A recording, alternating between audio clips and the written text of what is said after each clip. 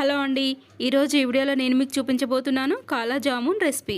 Same to same మనం గులాబ్ జామున్ని అయితే ఏ విధంగా ప్రిపేర్ చేసుకుంటామో అదే తరహాలో మనం ఈ కాలా జామున్ని ప్రిపేర్ చేసుకోవచ్చు. చాలా సింపుల్ అండ్ ఈజీ రెసిపీ, అలాగే చాలా సాఫ్ట్గా జ్యూసీగా సేమ్ టు సేమ్ స్వీట్ హౌస్లో అయితే ఏ విధంగా ఉంటుందో అంతే టేస్ట్తో మనం ఇంట్లో కూడా చేసుకోవచ్చు. మీరు ఈ వీడియోని తప్పకుండా స్కిప్ చేయకుండా ఎండ్ వరకు చూసి మీరు కూడా ట్రై చేయండి. Welcome to my channel Rajitha Chandu Chilka's kitchen. ఇప్పుడు ఈ కాలా జామున్ తయారీ విధానం చూసేద్దాం. ఇప్పుడు ముందుగా ఒక బౌల్ తీసుకొని అందులోకి గులాబ్ జామున్ పౌడర్ని తీసుకోవాలి.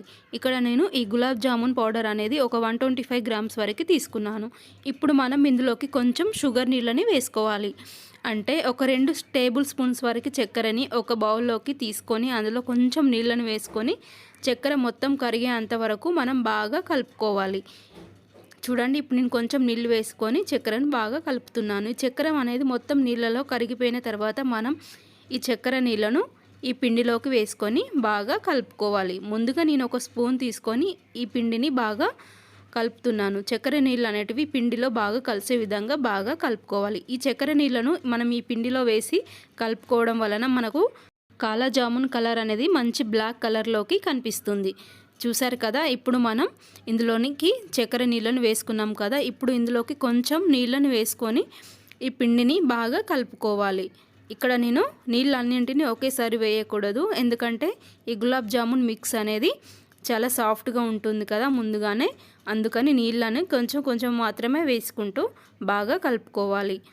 నీళ్ళు కొంచెం ఎక్కువైనా సరే పిండి అనేది చాలా లూజ్గా రెడీ అయిపోతుంది. కాబట్టి మీరు పిండి కన్సిస్టెన్సీని అడ్జస్ట్ చేస్తూ కొంచెం కొంచెం నీళ్ళను వేసుకొని ఈ విధంగా ఒకసారి కలుపుకొని ఒక 20 మినిట్స్ వరకు అలాగే వదిలేయండి. ఇప్పుడు మనం కాలా జామున్కి అవసరమైనటువంటి చక్కెర పానకాన్ని రెడీ చేసుకుందాం. ముందుగా నేను ఒక చిన్న గిన్నెలోనికి 1 కప్పు వరకు చక్కెరను తీసుకున్నాను. ఈ చక్కెరని మనం 1.5 కప్పు వరకు నీళ్ళను వేసుకొని బాగా కలుపుకోవాలి.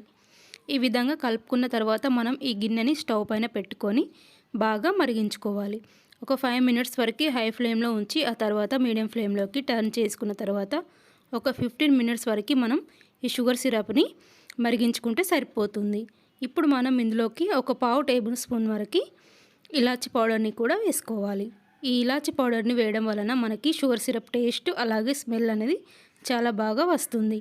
ఏ స్వీట్లోకి అయినా సరే ఇలాచి పౌడర్ అనేది కంపల్సరీగా వేసుకోవాలి. ఇప్పుడు మన షుగర్ సిరప్ అనేది రెడీ అయిపోయింది. మనం ముందుగానే కలిపి పెట్టుకున్నటువంటి పిండి మిశ్రమాన్ని మూత తీసేసి చూడండి, చాలా సాఫ్ట్గా రెడీ అయిపోయింది కదా.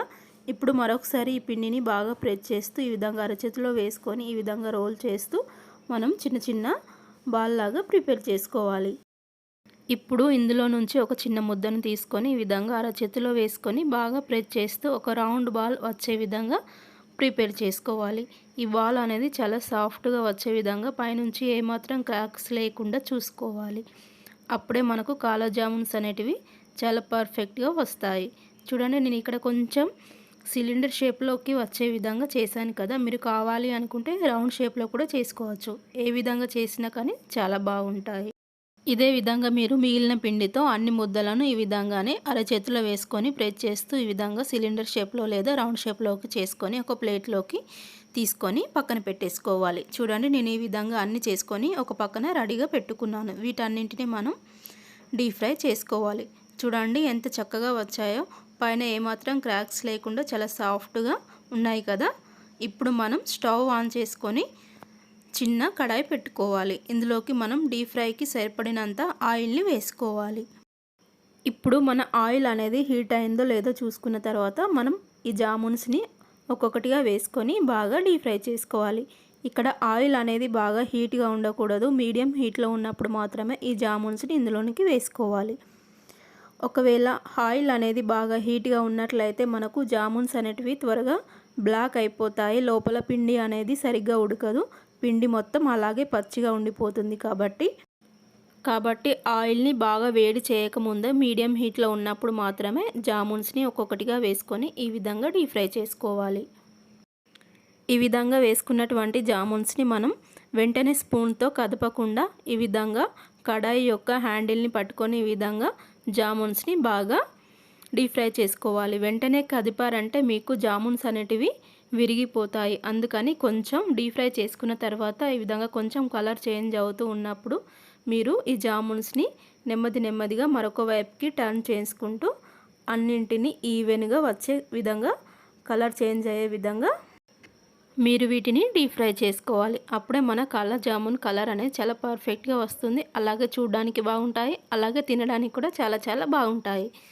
చూసారు కదా, ఇప్పుడు మనకు ఈ కాలా జామున్స్ అనేటివి పర్ఫెక్ట్ కలర్లోకి వచ్చిన తర్వాత ఈ విధంగా ఆయిల్లో నుంచి సపరేట్ చేసుకొని ఒక ప్లేట్లోకి తీసుకోవాలి. ఇప్పుడు మనం ముందుగానే ప్రిపేర్ చేసుకొని పెట్టుకున్నటువంటి ఈ షుగర్ సిరప్లోనికి ఈ కాలా జామున్స్ని వేసుకోవాలి.